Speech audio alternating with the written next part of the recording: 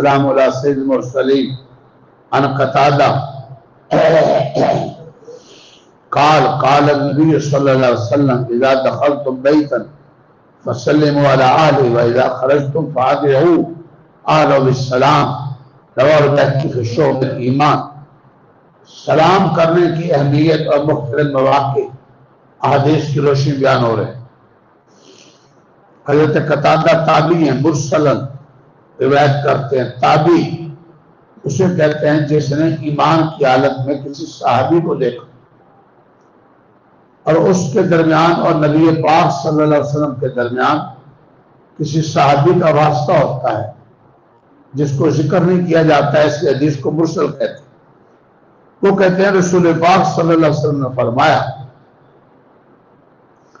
جب تم کسی گھر میں جاؤ تو گھر والوں کو سلام کرو، پھر جب گھر سے نکلو اور جانے لگو تو پھر واپسی کا بھی الوداعی سلام بھی کرو۔ دو ادب سکھا دیے، جاؤ گھر میں تب بھی سلام، واپس آنے لگو تو واپسی کا سلام۔ اللہ سب نے کی عمل کرنے کی توفیق۔